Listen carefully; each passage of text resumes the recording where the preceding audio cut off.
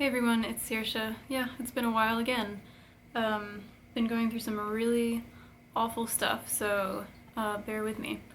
But I thought I would finally get back to where I left off, which is with Florida by Lauren Groff.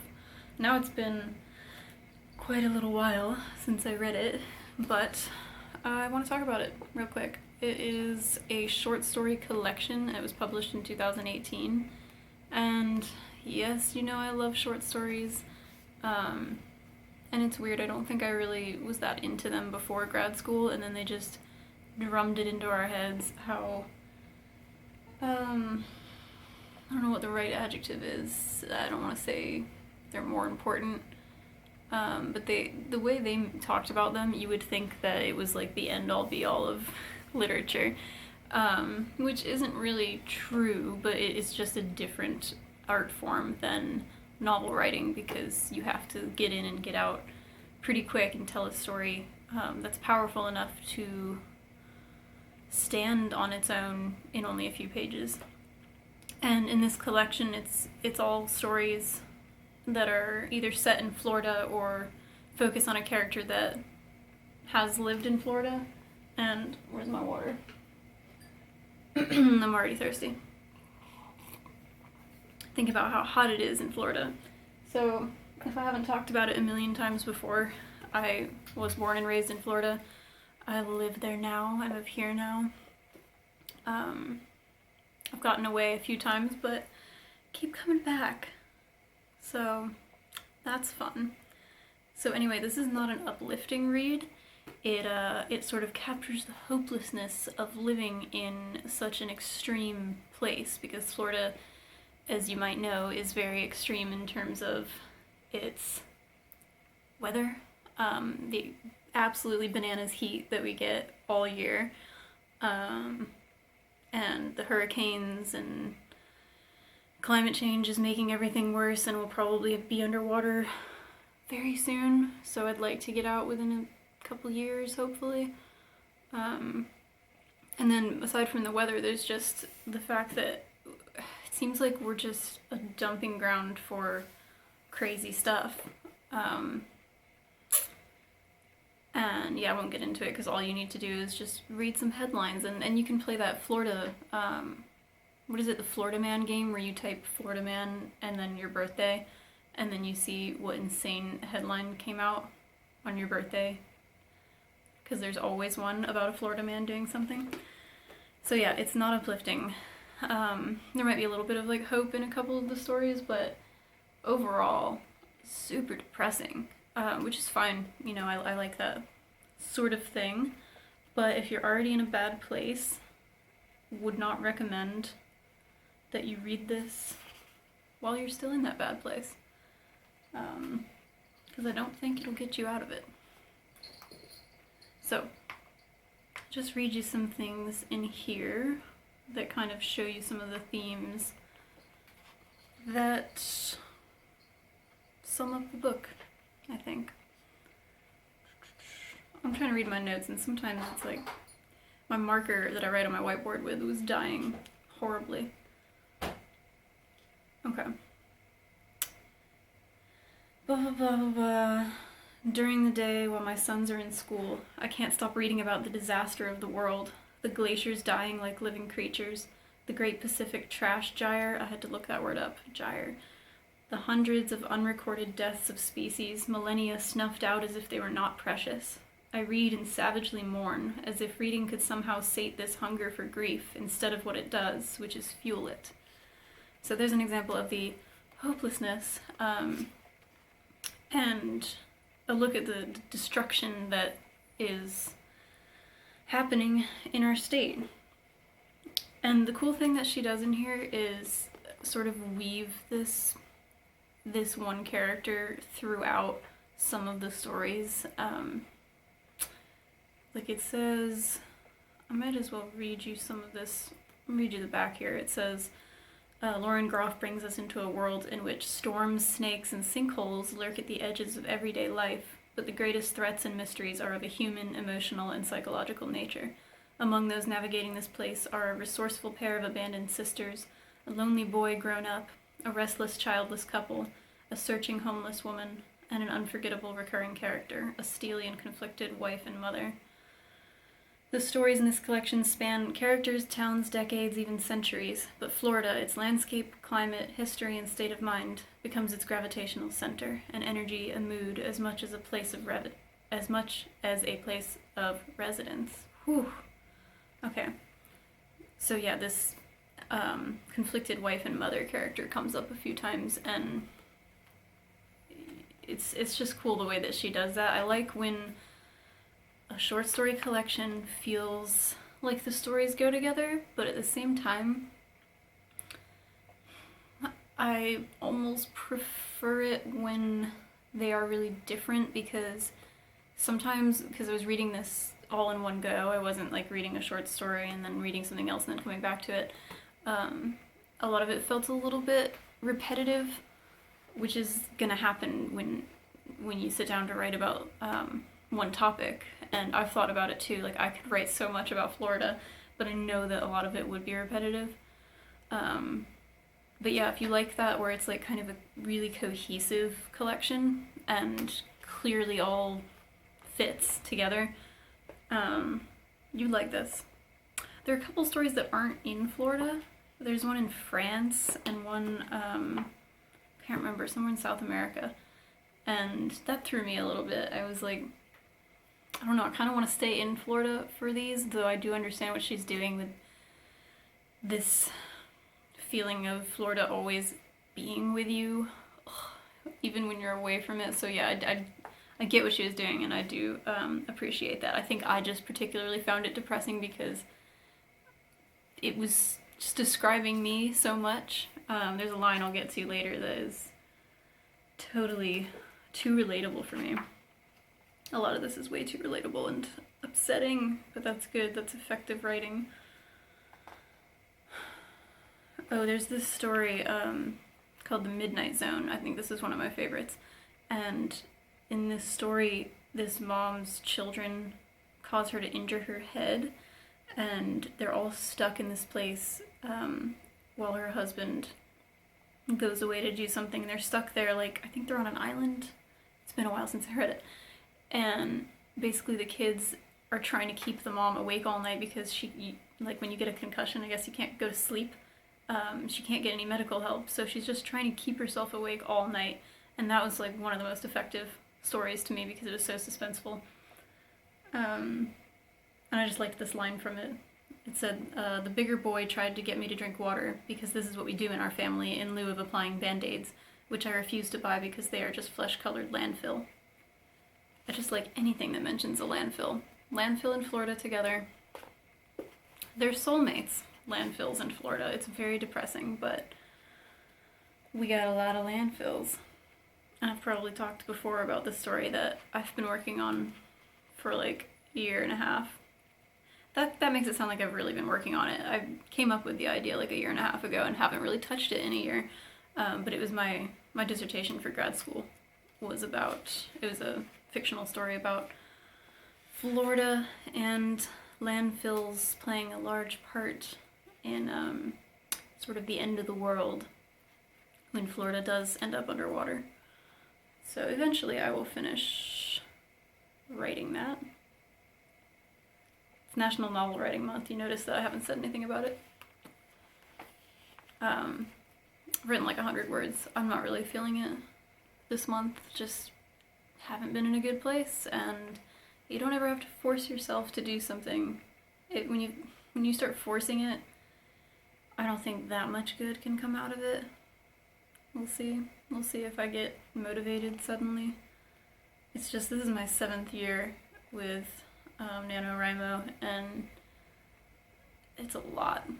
It's a big thing. You have to be so passionate about what you're writing. And I was in years before, but the past couple of years I've just been, like, I just am not feeling it, which is sad, but at least I'm still reading. Okay, what is this? Oh yeah, there's this great description of a hurricane. I just love, like, it's so hard to put into words the feeling of a hurricane coming and then what it does while it's here and then the aftermath of it. It's a specific type of disaster that you, like any disaster, I think you have to live through to just understand that vibe, and it's a very Florida thing. Our brand of coping with hurricanes is quite interesting. But in this part, this character is like waving at a guy who's driving away, because some people do choose to evacuate when we know that the storm is going to be really bad. It says, he made a gesture as if wadding up a hunk of paper and tossing it behind his shoulder, and then he pulled away to join the last stragglers pushing north as fast as their engines could strain. The great rag of the storm would wipe them off the road. I'd hear of the way my neighbor's Jeep, going 100 miles per hour, lovingly kissed the concrete riser of an overpass. His dog would land clear over the 6 lanes in the southbound culvert and dig herself down. When the night passed and the day dawned calm, she'd pull herself to the road and find herself the sole miraculous survivor of a mile-long flesh and metal sandwich. I mean, that is just rough. When she said the thing about the dog, I was like, oh, you do not mess with a dog or a cat, please. But then the dog survived. But, you know, to inherit what type of world? It's just tragic. And I thought that was a really poetic way of describing a hurricane. Like, the great rag of the storm would wipe them off the road. Ooh. She has a few descriptions in here that are just like chef's kiss. I like to give a chef's kiss for every book when they earn it. And most earn at least one. Oh, this is super depressing. So there is a theme of children throughout the book, because the writer, she has a husband and 2 sons. I think 2 sons, it just says sons. And you can see how much that influenced these stories. And there's this line, she is frightened of her children, because now that they've arrived in the world, she has to stay here for as long as she can, but not longer than they do. There's a lot to unpack there. And I don't know if I've talked about it much, but I don't want human children. I love my cats, they're my children, and to imagine creating humans, to know that I would be dying before them and leaving them, it's a different kind of pain that I don't want to do. I'm very interested in adoption at some point in my life, but as for biological children, not really. So that's what I think of, like this line, she has to stay here for as long as she can, because you don't want to outlive your children, because that's horrible, and that's what we deal with when we have fur babies, and it is extremely, extremely painful beyond description. And so yeah, you don't want to outlive your children, but you also, hang on, no, okay, so she's saying she wants to be here for as long as she can for their sake, so that they have a mother for a long time, but then she doesn't want to outlive them. So it's kind of like you want to die on the same day, because you both need each other, and it's just, I don't even want to think about it. That's enough of that. Oh, this is from the same story. He was a gifted and perceptive scientist who also believed in God, which seems a rather gymnastic form of philosophy. I just like that, because I wonder about those people who can be scientists, very into science, and also believe in a higher power that is like specific to one religion. I don't know. It's wild. It's so wild. I'm a science person. Okay. Choosing to give up. Oh yeah. So this story about the woman who ends up not having anywhere to live, and it just is this really tragic picture of what it's like to be unhoused in Florida. And we walk past these people all the time, and I think a lot of the times we don't think about their stories and how they got there, and she does a really heartbreaking job of bringing that to life and showing us how it could happen to anyone. So this woman is leaving her place, and she says goodbye to the mountain of debt she was slithering out from underneath, goodbye to the Hunter Orange eviction notice, goodbye to longing. She would be empty now, having chosen to lose. And that just really pulls at my heartstrings, because the idea of choosing to give up and just deciding I'm going to make a mess of my life and stop trying to clean up the mess, that's a point that when you get to it, it just feels completely hopeless. And I've definitely gotten there before and wouldn't have survived without certain people wanting me to survive. It's just, yeah, when you give up on your life, what else is there? So that was a very believable look at what can happen when you stop hoping. This is a very depressing episode. Are these episodes? Or are they videos? I don't know. Is this a show? I'm just talking into the void. Okay, yeah, this is super sad. The story where, I think there's two stories where there's a character in France, which was interesting because I was like, is this all relating to my life? Because, like, having the connection to Florida, but then also to France, because I studied French, studied abroad in France, and then worked in France for a little while, and, like, I've always been interested in the culture and the language. So it was cool seeing, like, another Florida person who has a connection with France. Okay. She watches as the new light in the morning wakes them up. She is so weary. Her sons belong in their own beds. She doesn't belong in France. Perhaps she never did. She was always simply her flawed and neurotic self, even in French. Of all the places in the world, she belongs in Florida. How dispiriting to learn this of herself. And if that doesn't just sum up my life, and I took that very personally, because all the times that I've left this place, I keep ending up back here, and when I'm away, like, especially when I was in Scotland for a year, I complained a lot about the weather there, and how incredibly grim it was. I mean, very, very, very depressing. Always gray, always wet, always windy, always cold. Except for like 2 days a year, and everybody goes out and it's like 72 degrees and that's the high.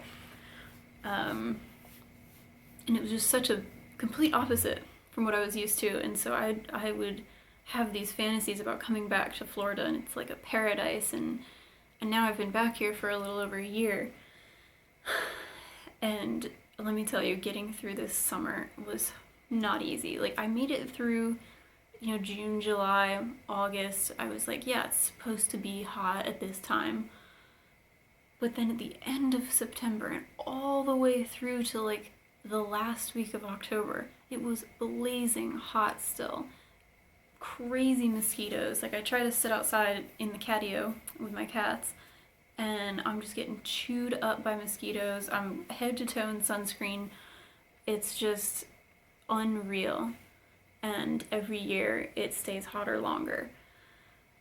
So anyway, my point is, every time I get away from this place, I want to come back because I want to be warm again, and then I'm here and I'm just hot and angry, and there's nothing to do because it's so flat, and there's no hiking. It's really a swamp. And so you can see alligators if you want to, like if that's your thing. They're very cool. And I never know if it's because I grew up here and I'm just done with it, you know, like you just get tired of things, or if it's that no matter whether I was born here or not, I'm just not the type of person that loves a place like this. I think it would be fun on vacation to go to a beach, to be surrounded by palm trees, but like I live in the place where people vacation, and my idea of fun is not going out on a boat or going out on a jet ski, or fishing, just the things that you kind of, that people enjoy, and that's why they move here. I would so much rather be in the mountains and be able to hike. But that being said, it's really hard for me to imagine living through a real winter where it's brutally cold and there's lots of snow, because even in Scotland, like, it's in the 30s and just wet all the time. It barely snowed when I was there. I mean, it changes every year, but it was mostly just wet. So I wouldn't say that's comparable to a northern United States winter, which is a lot more harsh. So it's this feeling that she got across in this book of like, where do I belong? Please don't let it be Florida. Please don't let that be the only place where I can exist. Or every time I leave Florida, I have to be like dragged back to it, or always thinking about it, because it is such a strange, unique place, that nowhere else you go is going to feel quite like it. So you're always going to miss these stupid streets and the stupid beach, and our stupid strip malls and concrete everything. But then there's the wonderful things like our incredible fluffy clouds and the sunsets, and there are so many birds in my yard. The birds are awesome. Squirrels, there are lizards that I could do without, but my cats love the lizards, so. And it is nice being able to sit outside at this time of year and not freeze. It's actually been really nice the past few days, like 70s. So, anyway, lots of extraneous thoughts there. And I haven't shaved my head in like 6 weeks, so it's at this horrific stage where it can't be styled, and now I'm just like, oh, it's been so long since I shaved it. If I do it again, then I'll have to go through this stage again. So you're gonna have to bear with me and my head looking kind of stupid for a while, probably. I might just go get a pink wig or a purple wig or something crazy. But yeah, it's nice not caring so much about what I look like. I used to give a lot more of a crap about a lot of things, and if you're watching and you're like a teenager or something, and you're like me and you're really concerned about what everybody thinks about everything you do and the way that you look, the way that you act, it really does get better. Like, you really do stop caring a lot, and you kind of have to not care if you're doing YouTube, because man, people are so creepy and mean and weird, but we've been over this before. Yeah, nothing's changed. So I will leave it there, and I'll have another video for you soon. I've got quite a few things planned, because obviously I've been reading this whole time that I haven't been making videos, so I have a lot of catch up. So thank you so much for watching. Definitely check this out if you like short stories, if you're interested in the insanity that is Florida. It's worth a read. I will see you next time.